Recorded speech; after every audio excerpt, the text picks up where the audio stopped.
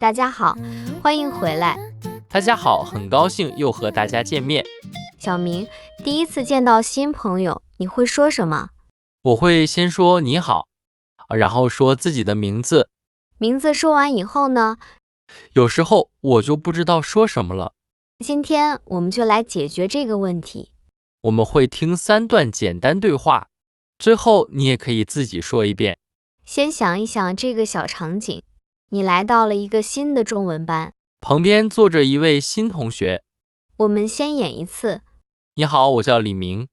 你叫什么名字？你好，我叫安娜。很高兴认识你。我也很高兴认识你。然后呢？然后2个人都没有说话。刚才的句子没有错，可是我们只知道对方的名字，没有新的内容可以继续聊。那应该怎么办？说完名字以后，再说一件自己的事。只说一件就可以吗？对，一件就够了。而且这件事要让对方容易回应。我们再演一次。你好，我叫李明，我在这里学中文。你叫什么名字？你好，我叫安娜，我也在这里学中文。你学中文多长时间了？我学了8个月。你呢？我学了1年。这一次聊天继续了。因为我多说了一件事。你没有说很多。对，我只说我在这里学中文。这句话和中文班有关，所以你很容易接着说，我也在这里学中文。你也很容易接着问我学中文多长时间了。介绍自己不是读一张表，不用一次说完所有事情。你从哪里来可以以后再说。你住在哪里也可以以后再说。你的工作和爱好也不用一起说。先看看你现在在哪里。再选一件容易说的事。在中文班可以说什么？可以说我在这里学中文。在朋友的聚会上呢？可以说我喜欢看电影。如果大家正在吃饭呢？可以说我喜欢吃中国菜。有了一件新信息以后，听的人怎么接？不要马上问很多问题，先回应对方，再问一个问题。我们用中国菜试一试。我喜欢吃中国菜。我也喜欢。你最喜欢吃什么？我最喜欢吃饺子。你呢？我喜欢吃面条。这几句话为什么很自然？因为我先说我也喜欢，然后才问你喜欢吃什么。我回答以后也问了你呢。这样2个人都在说自己的事，听起来就不像一个人在问问题。现在我们来听一段完整对话。我们是在中文班里第一次见面。我来演马克。我来演陈雪。你好，我叫陈雪。你叫什么名字？你好，我叫马克，很高兴认识你。我也很高兴认识你。你也在这里学中文吗？对，我在这里学中文，我学了8个月。你呢？我学了1年。你为什么学中文？因为我喜欢中国菜，我也想去中国看看。我也喜欢中国菜。你最喜欢吃什么？我最喜欢吃饺子。你呢？我喜欢吃面条。你会做面条吗？会一点，可是我做的不太好。我不会做面条，不过我会做饺子。真的吗？你常常做饺子吗？不常做，朋友来我家时我会做。下次我也想学。可以啊。老师来了。那我们先上课吧。好，下课以后再聊。好，一会儿见。这段对话从名字开始。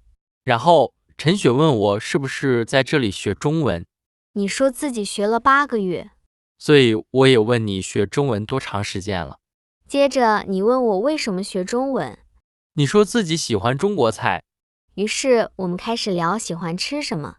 聊到饺子以后，我们又聊起了会不会做饭。每次聊到新的事情都不是突然开始的，新问题来自刚才听到的话，所以不用先准备10个问题。认真听，别记很多问题更有用。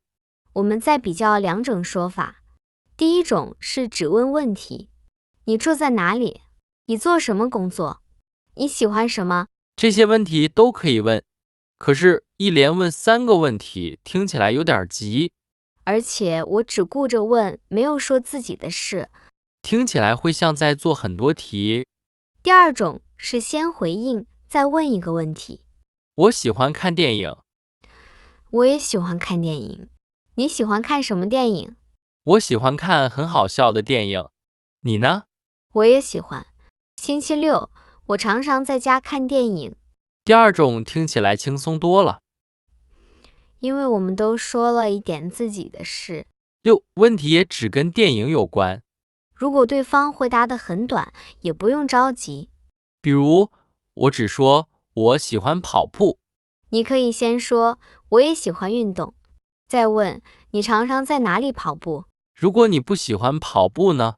也可以说我不常跑步，然后问你每天都跑吗？按实际情况回答就可以，不用为了聊天说自己也喜欢。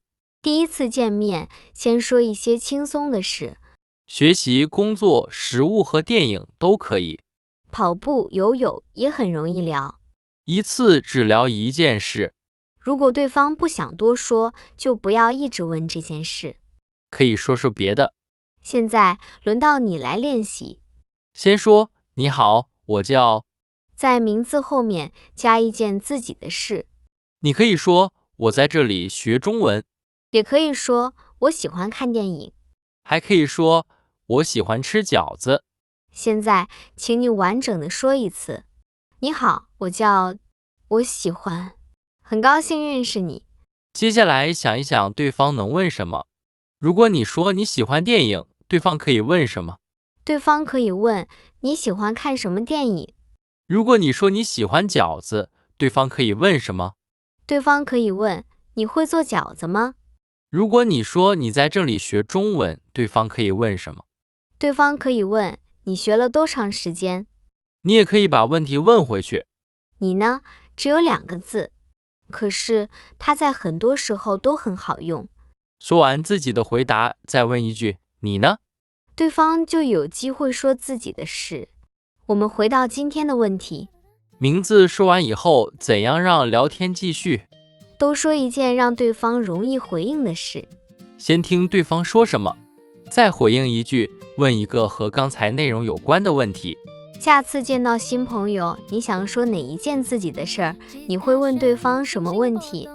欢迎你把自己的开场和问题写在评论区，也说说你最想练哪一句。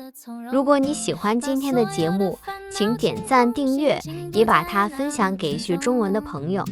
谢谢大家和我们一起练习，也谢谢你认真听到这里。